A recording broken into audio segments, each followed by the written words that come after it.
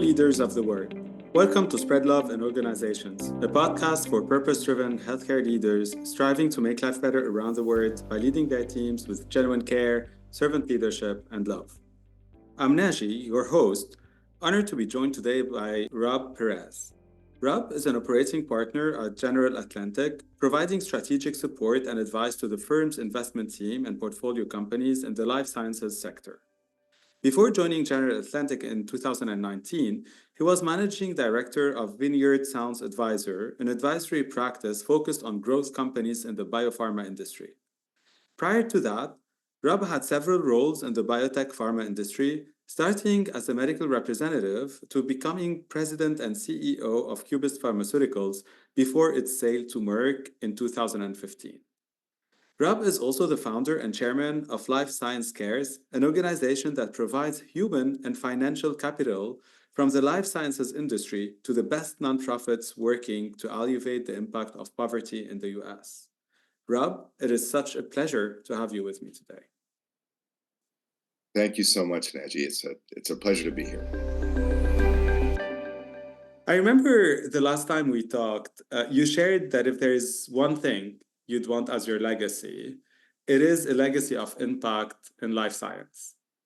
And what an impressive legacy you've built through your work and now Life Science Cares. How did it all start? Well, Life Science Cares actually started with, I guess I can go back a little bit and say the reason that I got involved in kind of giving back and community service is I've felt since kind of my early days in my career that I've been very fortunate to have found this industry. It was really dumb luck more than anything else. I didn't know about the industry growing up. I didn't have any desires to do it when I was in college. I wasn't even that big of a fan of science, to be candid. But somehow I lucked into a job as a sales representative in biopharma coming out of school. And that's how I kind of started in the business. And so the fact that dumb luck afforded me this amazing life, this amazing career, when so many that I grew up with, so many of the people I went to school with had even more or just as much, certainly, talent and smarts and desire as I had, but they didn't have the same luck. So because of that, I've always felt like part of the return for this blessing is to give other people this chance, try to help other people access this amazing industry, and frankly, just help people generally. So it's been a big part of my life, and it was a big part of who we were at Cubist, big part of the culture that we built at Cubist. And so when Cubist was acquired, I really wanted to do something else related to community service. And so I talked to a lot of people in Boston about philanthropy and ideas on how I could be involved. And frankly, the idea for Life Science Cares hit me in the middle of the night, one night, like a lightning bolt. And I've been kind of following that epiphany ever since. And so that's really what started Life Science Cares. And since that very night when I wrote out the deck for what would become Life Science Cares, and I sent a message out to a number of dozens of leaders asking what they thought, with a lot of fear, frankly, that they would come back and say, A, this is crazy, and B, who are you to be asking about this? You're not like the leader of the industry. They all came back and said, this is great. How can we help? We're in. And that's the way it's been since the very beginning. I love it. And for sure, we're going to dig more into what you do through Life Science Cares. But before that, you talked about the culture you built in Cubist. Yes. And you've had several roles in biotech. You led Cubist Pharmaceuticals as its CEO and through acquisition with Merck. So I'm intrigued about the culture and what is really your biggest leadership learning through the journey as an operator in the biopharma industry. Well, culture was a big part of what made us different. We weren't the biggest company. We were competing against large pharma in markets that were typically dominated by larger pharma previously. And so, we believed that we needed to have a different business model in order to be effective at our size. And part of that was having the right people. And in order to attract the right people, you really need the right culture. So I always say I could describe Cubist's culture in three words. One was patience, and that was the first. The second was employees. We were big on our people. And the third, which may be a little bit different, was community. And we really believed that if we got those three things right, we were going to attract the best people. We were going to do right by our shareholders and ultimately deliver tremendous and outsized outcomes for them, and ultimately do right by the world. And so we spent a lot of time thinking about our broader community, allowed our people to both get involved with the things that the company was involved with from a community standpoint, but also individually, we encouraged them to do what they felt was important to make the world a better place. And I always had this view that extraordinary people, which is who we were targeting, are not just extraordinary when they're in between your walls. They're extraordinary all the time. And so to ask them to only focus on being extraordinary for you is a little selfish. And so what we did was we tried to get extraordinary people to be extraordinary. And that meant with Cubist and in other ways. And because of that, we attracted extraordinary people. I love this vision. And I'm intrigued, in moments of growth, obviously with investors and shareholders, as you said, how did you convince them that focusing on this is as important as anything else, if not more, focusing on people and community service? Yeah, we didn't need to convince them. The fact that they were the people who they are, or who they were, was something that they were looking for. I mean, one of the reasons that they chose Cubist was because of our commitment and our focus, both in terms of patients, most importantly, but also on the broader world. So I believe culture is something that if your culture is like everyone else, if it's kind of milquetoast, you don't really have a culture. And so your culture should attract those who your company and business model need, and frankly, repel those who aren't going to fit well in your culture and in your environment. And so this focus on togetherness and on doing something bigger for the world, which we were trying to do in the anti-infective space when frankly most companies had left, we were going to attract people who had that kind of mindset. And the folks who were really kind of more more independent, if you will, they wanted to just do it for themselves, and we're all about kind of the financial driver of their independence. Those people weren't going to fit that well within Cubist, and so they tended to roll off. And what it left was an organization that was very much aligned on how we were going to win. And so when you have a strategy and a culture that align, that's when the magic happens. And I think that's what we had at Cubist. I certainly relate and agree with this. Any tips that you give leaders in healthcare on how to build this culture? Because we hear about it, we talk about it. And as you said, it's not only saying it, it's actually living it and ensuring your people live it and transfer it across the organization. So any tip you found as you were building it super important? Yeah, I speak on this a lot with companies, and it's not easy. And so the first point is what I said before is you have to ask yourself how much your culture is unique, because what I find a lot is management teams and leaders trying to develop a culture. They often involve consultants and these broad groups, and you end up with this very middle of the road set of principles, whatever, that if you closed your eyes, it could be any company USA, right? Or at least any company, healthcare and life sciences. So that's the first thing, is to make sure you avoid the cultural norms that could be anybody's, because then it's nobody's. The second is trying to create a culture that isn't really you. So the cultures that have this aspiration, but if the employees look at it, they say, that's not us. That's not who we really are. That is really can be actually damaging because it's not authentic. And so the wiring of the leaders, I think, really does matter. And you have to kind of look in the mirror and decide who you really are. And then the third thing is I think cultures have to match how you're going to compete. We are, and you realize that you're like strategy, you're making choices with your culture. No culture is perfect. So at Cubist, we wanted to, we were competing against larger companies and we did not have the scale that they did.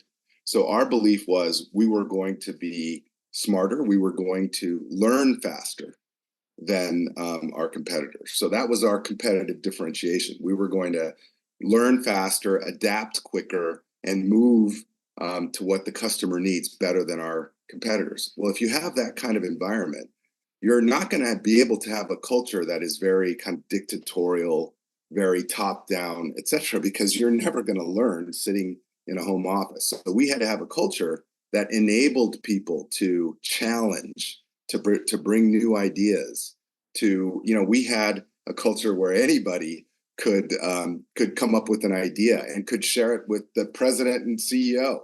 The Mike Bonney and I would have lunch with employees in the cafeteria, between the two of us, like 2 or 3 times a week, and just employees from all levels. And we get everything from people questioning our strategy to our shareholders to what are you going to do to fix the phone in the Washington conference room, right?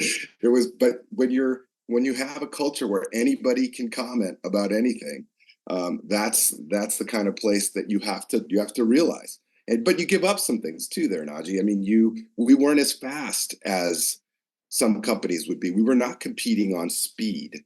And when you have this kind of culture where everybody has a comment and the ability to comment, it's not as easy to say, we're going right, and everybody just says, yes, sir, we're going right. That's not the way it worked. At Cubist, if I said we're going right, people would say, why right? Who chose right? Who gave you the right to say it was going to be right?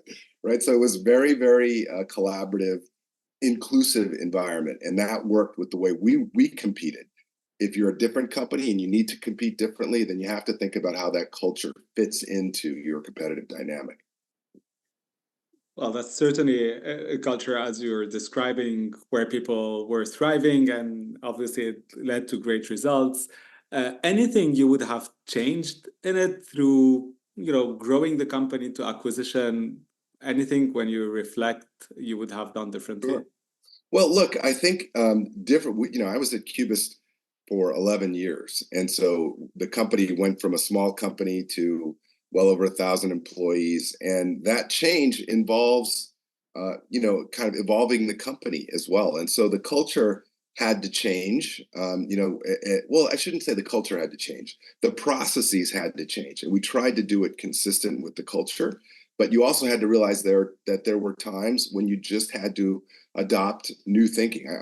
I used to write a blog at Cubist to the employees to try to help them to understand some of these changes that we need to make as we got bigger. And a lot of that blog was about trying to understand that even though our cultural values remain, our processes do need to change from being a 1,200 person company from a 200 person company.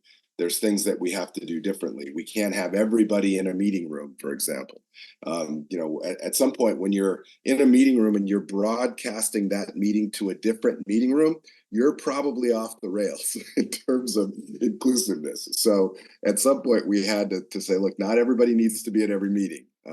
And so some of those cultural norms start, kind of busting at the seams as you get bigger, and you need to try to figure out ways to, in a way that's consistent with who you are, develop the processes that are needed for a bigger organization. Tell us now more about life science cares and how really your organization is empowering the life science community to make change and impact on one of the most intractable social issues, poverty. That's a very big commitment you've done, and you're having impacts. Can you tell us a little bit more about what you do? Thank you. And thank you for the question. Yeah. So Life Science Cares essentially is the industry's way, when I say industry, I define that broadly in life sciences, not just biopharma companies, but the industry's way of trying to harness the amazing talent, resources, and compassion of the life sciences industry and bring those resources to bear on issues related to poverty. So what we do is we aggregate resources, both human and financial, with an emphasis on human, frankly, and then find the best nonprofits doing work in poverty in one of three areas. The first is areas associated with access to needs of basic human survival. So hunger, homelessness, opioid addiction, health equity, etc.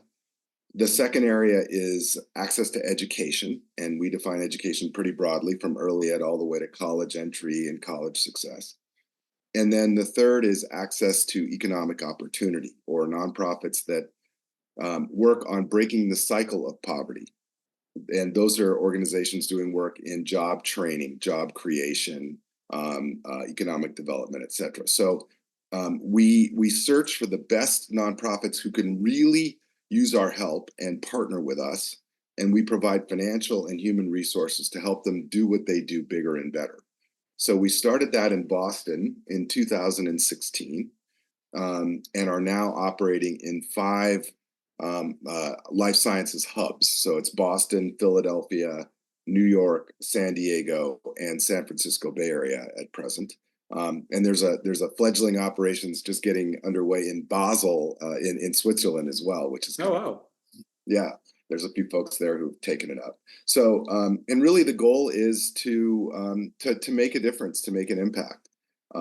It really is a very simple idea, and it's a very grassroots effort. In those communities, the leaders of the industry have come together to bring themselves and their companies to make a difference. As a matter of fact, the organization is essentially funded. All the administrative or back end costs are funded by the leaders of the industry. In each area, there's a board of directors and a board of advisors. In Boston, I think there's 200 plus board of advisors. And those individuals give money out of their pocket every year to cover the administrative costs of the organization, so that when we take in donations from companies or philanthropists, we can pass that through directly to our nonprofit partners. So it really is a grassroots effort that has just blown up, and so I've just been amazed by the impact of the organization in a pretty short amount of time. Oh, it's certainly impressive, all the impact on people, as you said, and the communities that you've been able to touch and help through these 3 different areas you've been focusing on. And any specific program you would like to highlight? I know there was some communications during JP Morgan that happened last week. Yes. Anything you want to highlight specifically on the program, as I know you've been expanding? Thank you. Yeah. So couple things. Well, one is JP Morgan was kind of a pinch me moment for me. I was really blown away to have, we had a panel at the conference looking at industry reputation, which was amazing. JP Morgan helped us to have a reception at the Westin, which is like unheard of. Just amazing support. Additionally, we had the Gilead Foundation agreed to match funding that came in and around the conference up to $250,000, and we're really close. We may have hit it. I haven't heard today, but there's still time. If people want to donate, they should go to our website and help us to get over the top. But we're going to be really close, if not at that $250,000 raised. So Gilead will put in another $250 to get to $500,000 raised to impact poverty just around the JPM conference. So that was just really cool. And again, to see this idea taken up like that was crazy. And then the other thing that we're super proud of, as I mentioned, one of the areas of our focus is in economic access to economic opportunity. And the one thing we didn't see nationally, at least, was an internship program. There's great data about the power of that first internship. particularly for students who don't have access to those kinds of connections and resources. So we created our own internship program called Project On-Ramp. We started this in Boston a few years ago. And the goal is for students who've been impacted by poverty, and all these students are what's called Pell Grant eligible. So they are in college now, rising sophomores and juniors, but all who've been impacted by poverty, many of whom are students of color and first-generation students. We allow them to get their first paid internship in a life sciences company, and that includes, clinical and lab internships, as well as business internships within companies, and as well as companies associated with or that serve the industry.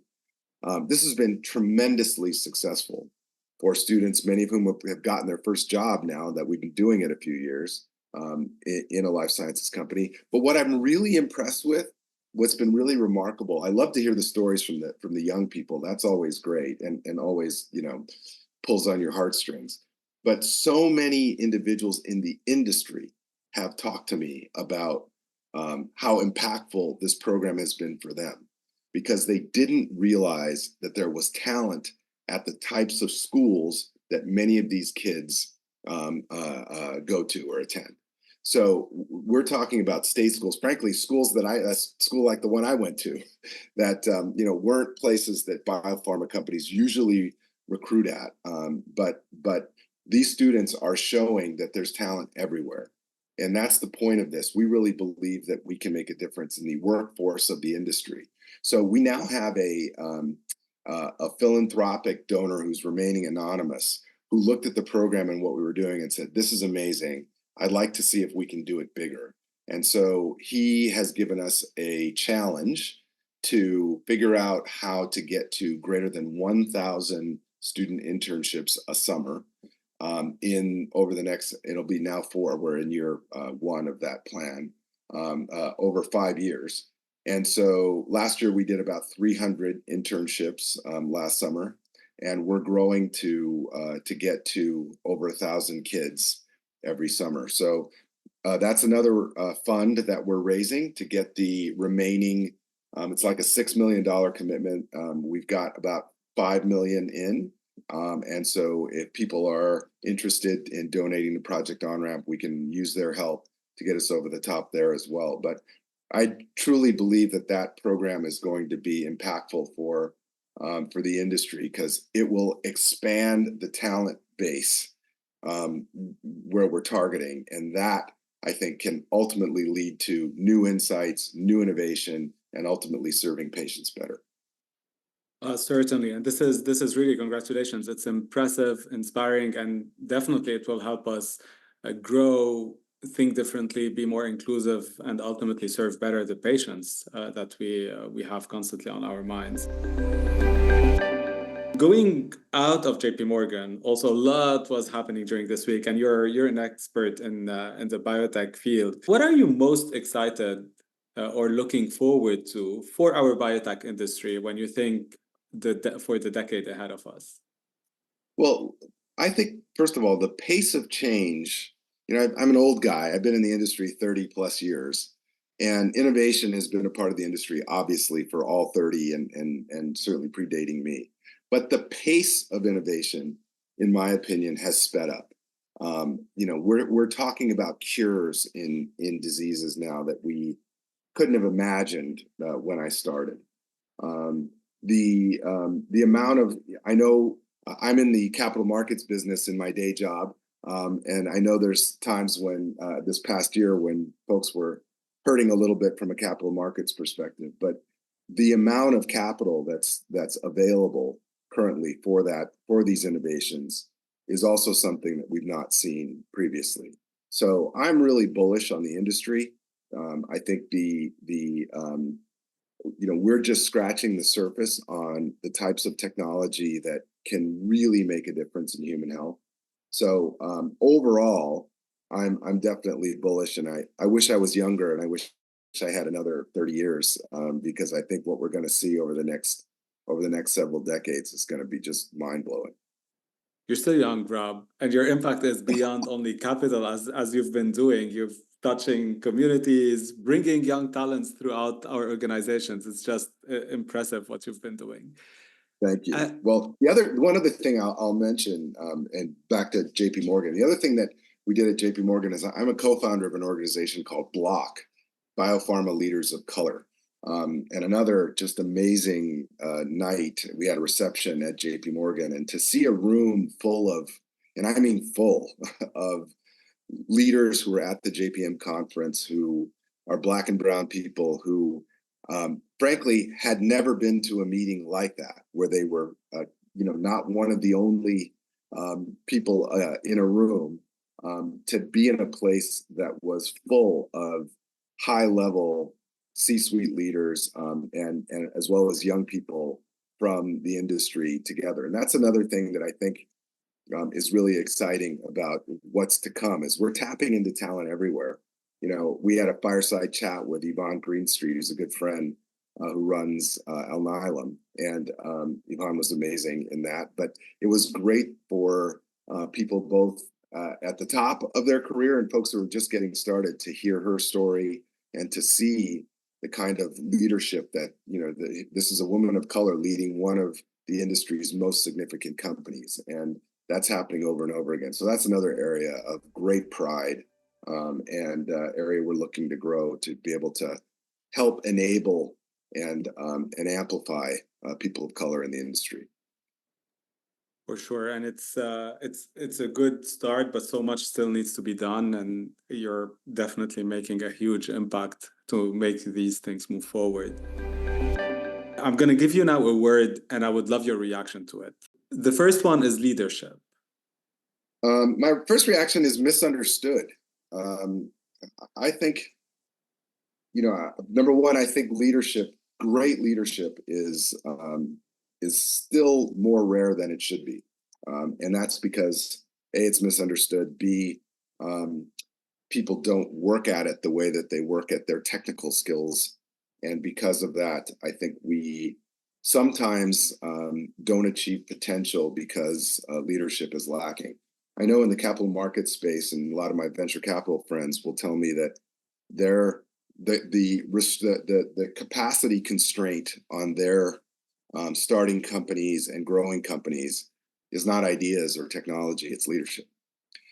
It's finding the right people, not people who aren't smart. There's a ton of smart people in the industry, but finding leaders. So my first thought there is I think leadership's a bit misunderstood and underappreciated. And I think if people spent more time both studying and thinking about leadership as they think about their technical skills, we'd have even better companies. The second one is DEIB. We talked about a lot diversity inclusion before, but I'd love your perspective on that. Oh man, if we only had more time, Naji. But look, I'm concerned about DEI because I think it is being kind of misappropriated as a culture war topic, and that's unfortunate because I don't think it's I think there are people who want to kind of weigh in on that part. I don't go there because I have my own points of view on the fact that it's the right thing to do. I don't think that's the reason why companies should adapt DEI policies. I think the reason to adapt DEI policies is because it's good business.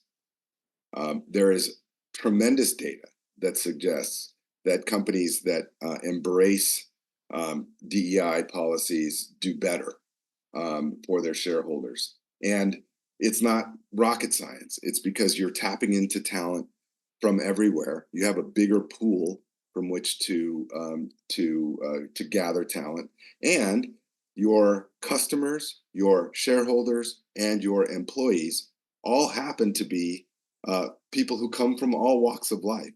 So why you wouldn't want to tap into talent from all those walks of life also just kind of remains a little confusing to me. So I think DEI is good business.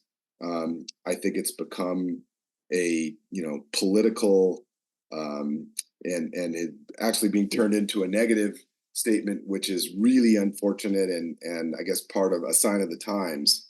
But without going into that part, which again, I have lots of opinions about, but probably not the right time and place, I would just say that I would ask people to think about the benefits to the business. Last week, I think Mark Cuban and Elon Musk were going at it on X about DEI. And Mark Cuban said something like, "Look, I hope you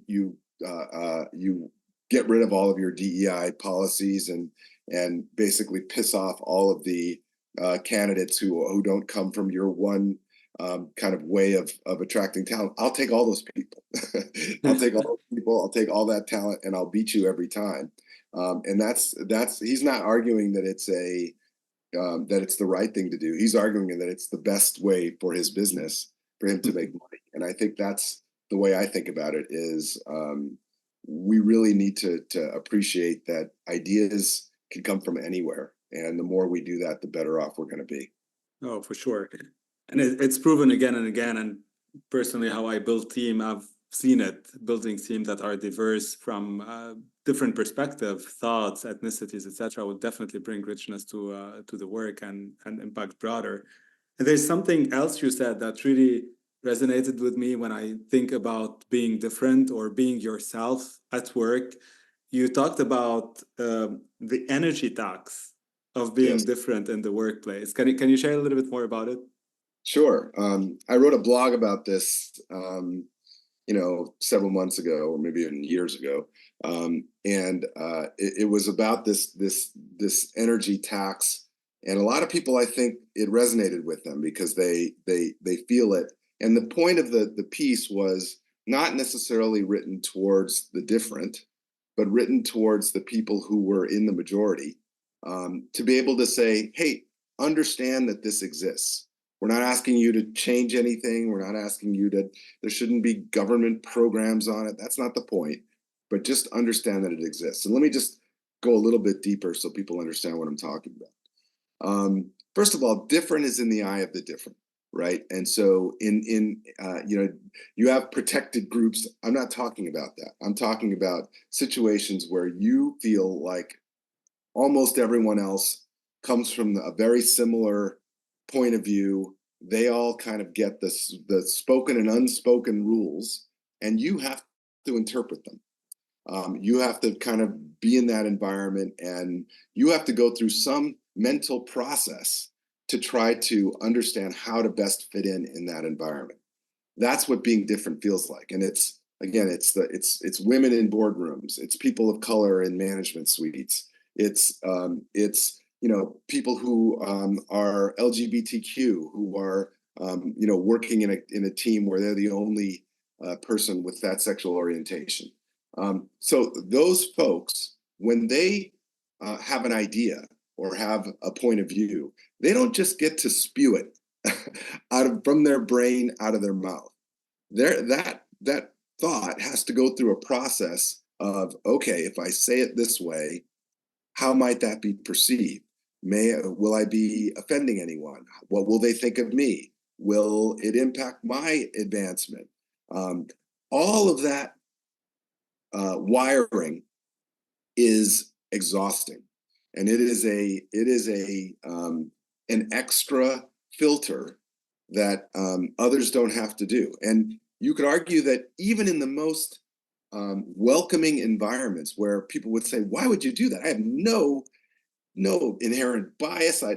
You're the greatest." Even in those environments, they're going through that process because that is how they've achieved. That's how they've gotten to where they've gotten.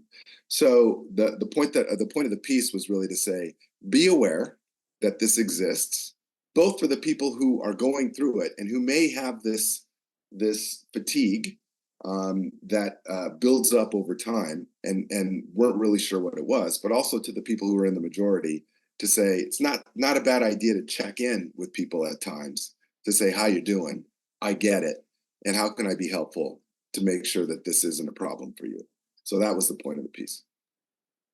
Thank you, Rob, for sharing it here. The third word is health equity. Oh, wow. That is a really huge issue, particularly right now, I think. And for life science cares, it's something that we're scratching our heads on how we can engage best. Let me break it down a little bit and talk a little bit about at least how I'm thinking about it as a chair of life science cares.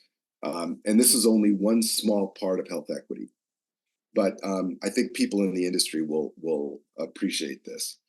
Those of us in the industry, even people like me, who I'm a marketing major from Cal State LA, I am my family's go-to person on medical issues because of the access that I have to care, to the medical industry. And I'll bet that most people who are listening now, either those who are absolutely qualified to be them, but even those like me who are unqualified, tend to be that person within their broader circle because of the access that we have to information, to experts, etc.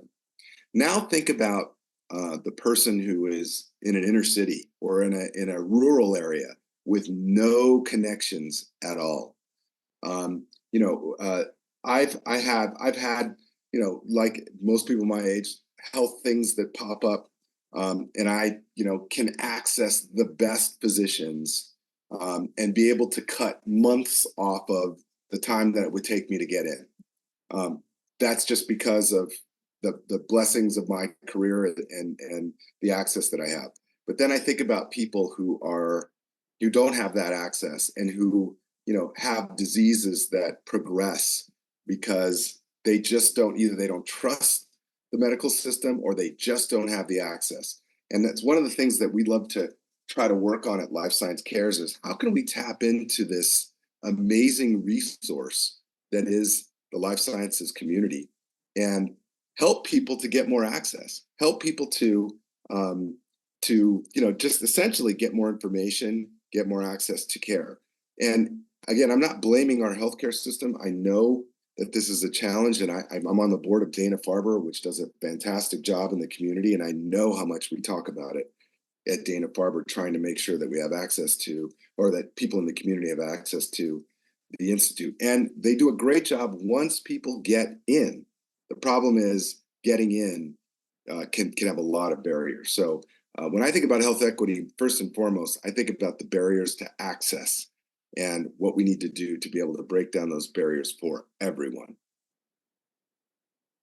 And this is a great reminder for all of us as healthcare leaders to think about access, health equity, and how we can improve it. I'm eager to talk more about this. And I know we can't in this forum, but I'd love to talk a little bit more about this with you. Thank you. The fourth word is spread love in organizations. Well, first of all, I love what you guys are doing. And ever since I kind of heard about you, I just thought, wow, what a great idea.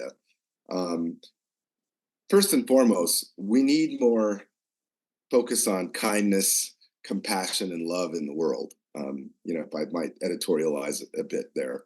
So the fact that you're talking to some of the industry's most accomplished people about this topic is really extraordinary. So thank you for doing what you do.